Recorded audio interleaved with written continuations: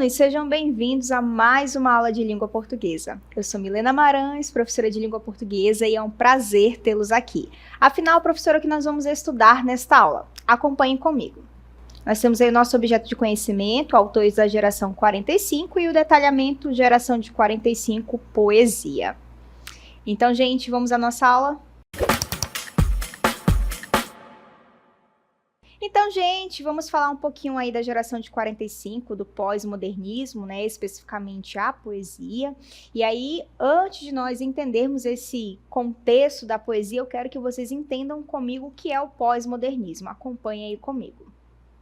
Então, no campo literário, o pós-modernismo representou um dos momentos mais fecundos, ou seja, produtivos para a arte no Brasil, revelando autores na poesia, na prosa, e no teatro, cujas obras se destacam pela complexidade estética e densidade psicológica. Aqui nós vamos aprofundar basicamente a consciência do personagem, entender as suas emoções, os seus sentimentos. Não houve predomínio de uma tendência unificadora, né? A gente não vai ter aí, vamos seguir esse estilo. Os autores vão fazer os seus estilos.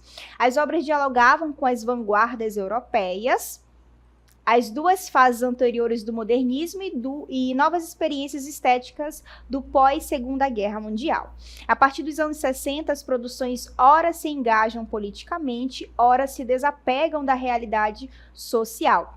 Ora politicamente, porque a gente vai focar algumas situações do cotidiano, mostrando ali como o governo especificamente deixa algumas pessoas à margem. Outra hora a gente vai focar essa realidade social, mas pensando no indivíduo, ok? Como um ser, digamos, existente, a sua existência. Para se tornar expressão angustiada do indivíduo fragmentado, foi o que eu bem disse. Afinal, o ser humano é um ser complexo, né? Cheio de emoções, cheio de pensamentos, então vai haver essa análise psicológica do personagem. Agora eu quero que vocês acompanhem comigo o contexto de produção, para que nós possamos depois verificar essa situação dentro das obras literárias, tá bom? Então, primeiramente, nós vamos ter aí o que no Brasil, né, esse contexto de produção, contexto histórico. Começando pela redemocratização do país, o fim do Estado Novo, nós vamos ter a destituição de Getúlio Vargas, já que até então ele era o único presidente do Brasil, né? Ele tornou esse Estado Novo, né? Essa nação, e, enfim, tornou-se o único presidente. E em 1945 a gente vai ter os militares dizendo assim, não, você não vai mais permanecer no governo. E então ele assina um documento renunciando, e aí o ministro do Supremo Tribunal assume, dando margem às eleições diretas, porque foi criado um código ali, um código eleitoral em 1945, para que houvesse as eleições diretas, né? O povo escolhendo, digamos, agora o presidente, tá bom? Em seguida, alguns anos depois, bem próximo assim, nós vamos ter o governo aí de Juscelino, 50 anos em 5, esse era o slogan dele, né, que dizia basicamente, nós vamos avançar 50 anos em 5 anos, que era o período de governo, tá bom? Isso vai provocar o crescimento urbano, as pessoas vão sair das zonas de interior e vão para a cidade, principalmente São Paulo, vai ter esse boom aí no crescimento urbano, não é? E isso vai trazer essa questão da modernidade, que era o pensamento do governo de Juscelino, a questão aí da primeira, por exemplo, transmissão televisiva brasileira, né? Vem de iniciativa privada, e aí o governo dá essa autorização para que isso aconteça, e então nós vamos ter a primeira transmissão, um programa ali parecido com o que vocês conhecem hoje como Caldeirão do Hulk, por exemplo, né? Continuando, nós vamos ter o contexto agora do mundo, né? E nós vamos ter o primeiro ponto aí, que é o fim da Segunda Guerra Mundial e do sistema totalitário do nazismo. Não só do nazismo, como do fascismo também, tá? Nós vamos ter a derrota aí de Japão, de Alemanha e Itália, né? E aí acontece o fim da Segunda Guerra Mundial e junto com eles os sistemas totalitaristas também vão por água abaixo, digamos assim.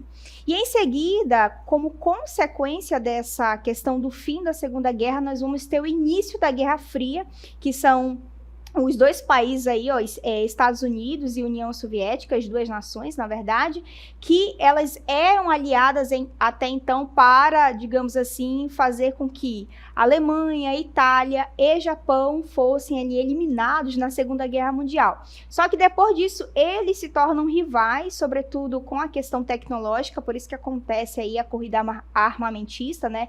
Quem é que produz mais armas nucleares, por exemplo, né? Aí nós vamos ter a questão da bomba que cai lá no Japão, eu acho que vocês se lembram a respeito desse fato, né?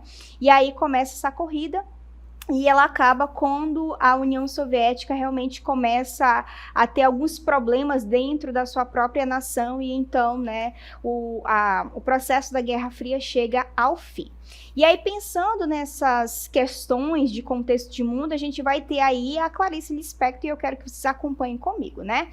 Então, um pouquinho da biografia dela. Nasceu no dia 10 de dezembro de 1920, na Ucrânia. Descendente de judeus, veio para o Brasil em 1921 com seus pais, fugindo da perseguição aos judeus durante a Guerra Civil Russa, né? Vale lembrar que essa guerra civil era para destituir o imperador da época, né? Os bolcheviques, né? Enfim, revoltados, vamos acabar com esse sistema aqui, e então decidem dar início à Guerra Fria. Só que, em meio a tudo isso, nós vamos ter os judeus aí sendo, digamos assim, eles são apoiadores dos nossos inimigos e tudo mais, então a família de Clarice decide fugir, né, da Ucrânia e vem para o Brasil. Casou como diplomata brasileiro, morou em diversos países e no Brasil viveu nas cidades de Maceió, Recife e Rio de Janeiro. E aí, continuando um pouquinho sobre a Clarice, ela foi um dos maiores nomes da literatura brasileira do século XX, com seu romance inovador e com sua linguagem altamente poética, né? É uma característica, digamos, própria, só a Clarice Lispector consegue escrever desta forma. E aí, por isso que a gente tem uma linguagem altamente poética mesmo. Sua obra se destacou diante dos modelos narrativos tradicionais. Por que isso acontece? Essa questão da mudança aí, né, em relação a esses modelos narrativos. Porque ela vai aprofundar, de fato, a consciência do personagem. Vai fazer uma reflexão filosófica e psicológica profunda do personagem. Então, a gente vai ter essa mudança em relação aos modelos narrativos. E uma dessas obras que, digamos assim, faz, de fato, ser o boom da Clarice Lispector, como dizem alguns aí, né, é A Hora da Estrela. E aí nós vamos ter especificamente como centro a personagem Macabé, né, que é uma personagem nordestina, que não tem muito conhecimento a respeito de vários assuntos, enfim, é uma pessoa que vive no mundo assim, meu Deus, o que eu estou fazendo aqui? E claro, algumas situações que acontecem na vida dela vão fazer com que a Clarice mostre essa reflexão, a personagem olhando para si e dizendo assim, por que eu existo, para que eu existo, não é? E aí ela vai fazer uma série de sequências mostrando essa questão da existência. Por isso que a Clarice flerta com o existencialismo, né? O existencialismo acredita que você deve ser o personagem da sua história de fato, o autor da sua história, o protagonista da sua história.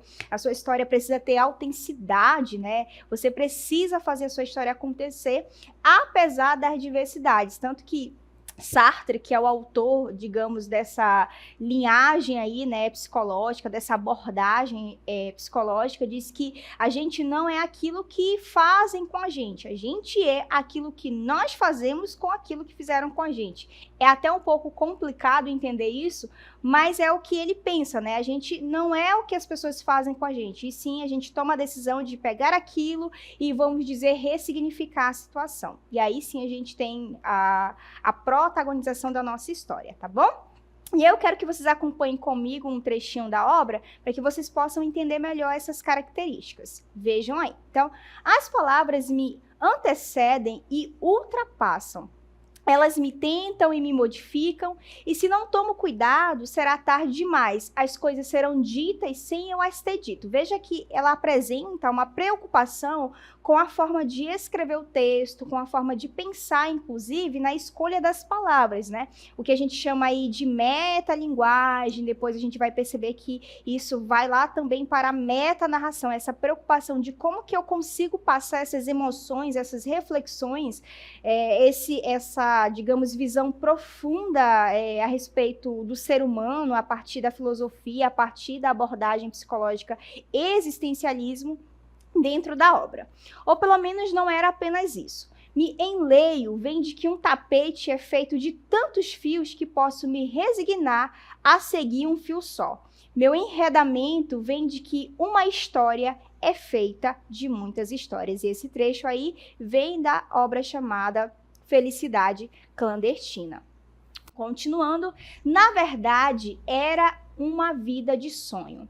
Às vezes, quando falavam de alguém excêntrico, diziam com a benevolência que uma classe tem por outra. Ah, esse leva uma vida de poeta. Pode-se talvez dizer, aproveitando as poucas palavras que se conheceram do casal, pode-se dizer que ambos levavam, menos a extravagância, uma vida de mau poeta. Vida de sonho. Não era verdade. Não era vida de sonho, pois este jamais o orientara, mas de irrealidade. Então, a gente percebe aí, nesse trecho, né, a seguinte situação em relação as características de Clarice. A Clarice enfatizou em sua obra a investigação da percepção feminina, embora também haja percepção masculina, né? E a gente vê essa ideia, essa percepção sendo explorada tanto aí quanto em outros contos e romances. As personagens femininas são, a maioria em sua obra, como vocês puderam perceber, a reflexão da moça em relação ao que ela está vivenciando, né? E aí ela faz essa relação com a metalinguagem. Como que ela pode contar essa história, essa reflexão a partir dessa visão, escolhendo as palavras, entre aspas, certas para fazer com que você, leitor, tenha essa reflexão junto com ela, tá bom? E aí, agora a gente vai continuar aí com a leitura, eu quero que vocês acompanhem comigo. Enquanto eu tiver perguntas e não houver respostas, continuarei a escrever. Como começar pelo início se as coisas acontecem antes de acontecer? Se antes da pré-história já havia os monstros apocalípticos, se esta história não existe, passará a existir. Pensar é um ato. Aí eu até me lembro de René Descartes, que diz, penso, logo existo, né? O ato de você ter a consciência de algo faz com que você exista. E aí quando ela faz essa reflexão dentro da obra, é como se ela dissesse assim, quando eu penso nas palavras, o texto, a reflexão, enfim, tudo que ela decide fazer existe, né? Sentir é um fato. Os dois juntos, só que eu escrevo o que eu estou escrevendo. E é por isso que eu gosto de pensar que a Clarice, de fato, ela não usa os seus textos como forma de militância, de defender uma ideologia. Ela parte, né, da sua vida, das suas experiências, porque é o que ela diz aí. Eu escrevo o que eu estou escrevendo. Então, eu escrevo a minha vivência, aquilo que, de fato, eu vivencio, ok? Continuando. Felicidade, nunca vi palavra mais doida. Veja que agora ela começa a fazer uma reflexão sobre a palavra felicidade. Inventada pelas nordestinas que andam por aí aos montes. Vale lembrar que os nordestinos saem da sua zona, não é, de moradia para tentar uma vida, entre aspas, melhor em outros lugares. Então ela diz assim, felicidade é o que os nordestinos pensam, né? Andam por aí achando que existe essa tal felicidade. Tanto que Macabea, né, quando se encontra com a cartomante, ela acha que ela vai ter essa felicidade porque a cartomante diz para ela, olha, você vai ter isso, você vai vivenciar. E no fim das contas, ela tem um triste fim, digamos assim, né? Como eu direi agora, esta história será o resultado de uma visão gradual. Há 2 anos e meio venho aos poucos descobrindo os porquês. É a visão da iminência de que, quem sabe, se mais tarde saberei como estou escrevendo na mesma hora em que sou lido. Continuando.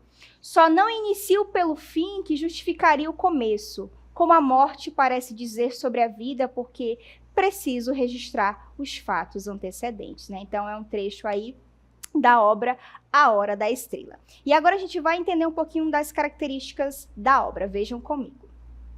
Então, nós temos uma estrutura não convencional, isso se dá sobretudo por causa do fluxo de consciência, né? Que é como se os pensamentos viessem de forma aleatória. Não sei se vocês já passaram por uma situação que vocês estão assim, muito nervosos, e aí o que acontece? Você vai contar a história, e aí ela vem de forma embaralhada, né? Não sei vocês, mas quando eu fico muito nervosa e eu quero contar o que de fato, né, teve ali de situação, eu fico nervosa e a minha consciência parece que fala assim, de forma tudo muito aleatória. Então, é esse processo de fluxo de consciência que acontece nos textos de Clarice, e aí a gente não segue uma estrutura convencional, com aquele início, meio e fim. Tanto que vocês viram aí que ela pergunta, será que eu começo pelo fim ou pelo início? Não é? Continuando. Fragmentação do texto, monólogo interior, análise psicológica, reflexões existenciais, metalinguagem, temas universais. Então, a gente vai pensar aí, por exemplo, no monólogo interior. É uma conversa do personagem consigo mesmo, né? Não sei se vocês fazem isso, mas geralmente quase todo ser humano faz isso, né? Conversa consigo mesmo, e é o que ela faz no decorrer do texto. O personagem fala como se ele estivesse conversando consigo mesmo, mas você, leitor, acaba tendo acesso a esse fluxo de consciência, às reflexões, aos pensamentos, aos sentimentos deste personagem, tá bom? Vamos voltar às características. Nós temos essa análise psicológica do personagem, né? E lembrando que a análise psicológica é justamente para pensar como o indivíduo reflete a vida, como ele analisa a vida, né? Tanto que quando o psicólogo, por exemplo, vai dizer, eu vou fazer uma análise da pessoa, é justamente para entender como que ele entende a vida, como ele percebe a vida. E é justamente isso que acontece nos textos de Clarice Lispector. Nós vamos ter reflexões existenciais, o ser humano vai pensar quem ele é, o que ele faz e por que ele está aqui, né? Pelo menos essa é a ideia de Sartre, quando ele propõe essa abordagem, chamada abordagem existencialista. Nós vamos ter a metalinguagem, como eu havia dito, a Clarice vai pensar como eu posso escolher essas palavras, como que eu faço para descrever ou narrar a ponto de que o leitor consiga ter essa mesma sensação ou refletir junto comigo. E temas universais, né? Ela vai falar da existência como se todo ser humano vivenciasse aquela situação, ou até a morte, né? Que todo ser humano, enfim, vivencia aquela situação da morte. Então, são temas universais. Agora, saindo um pouco da Clarice Lispector, nós temos outro autor também aí, que é o João Cabral de Melo Neto. E aí nós temos a imagem dele e a gente vai entender um pouquinho quem é esse autor. Acompanhem comigo. Então, conhecido como poeta engenheiro, em razão do seu processo racional e preciso de construção poética. João Cabral de Melo Neto é conhecido mundialmente pela sua obra Morte e Vida Severina, na qual apresenta o percurso de morte e vida do retirante Severino. Então, nós temos aí o João Cabral de Melo Neto como o poeta engenheiro, porque ele pensa a sua poesia de forma, digamos, precisa, como se fosse um engenheiro mesmo, né? Ele tem um rigor formal e ele acredita, apesar de ter, assim, um pouco de sentimentalismo, que a poesia não é essa coisa, meu Deus, eu vou me derramar aqui no poema, eu vou trazer todas as minhas emoções. Ele pensa isso de uma forma muito estruturada, não é de forma como se for pensar a Clarice, né, que ela se derrama de fato, e, enfim, joga todos os seus sentimentos. Não é isso, basicamente, que o João faz, né, o João Cabral de Melo Neto. Ele vai pensar de uma forma muito estruturada, por isso que ele é chamado de poeta engenheiro. Se a gente pensar o engenheiro na hora de construir, né, ele arquiteta, pensa muito bem como vai ser cada coisa. E aí a obra mais conhecida dele é Morte e Vida Severina, e essa obra apresenta o percurso de morte e vida do retirante Severino, né?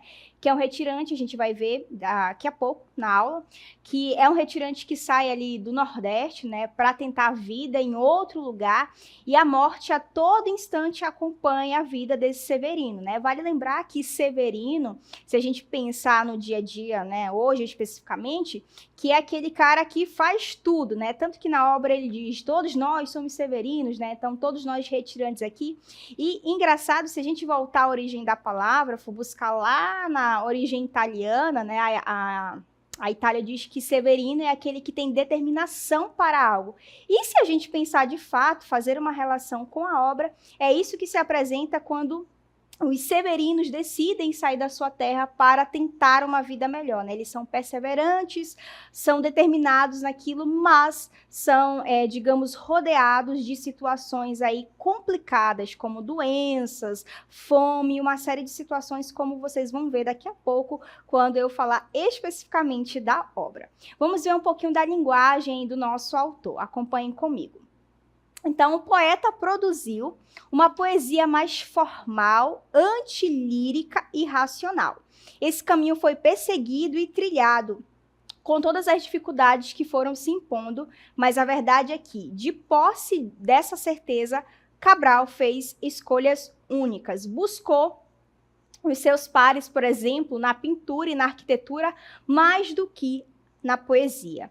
Tinha amigos poetas, amigos com quem trocava impressões e permitia as primeiras leituras de seus textos, mas não se via como parte de nenhuma cena literária. Sempre buscou influências mais nos ensaios arquitetônicos do que nas linhas poéticas. A gente vai voltar um pouquinho à cartela anterior, que diz aí que ele tinha essa poesia mais formal, né?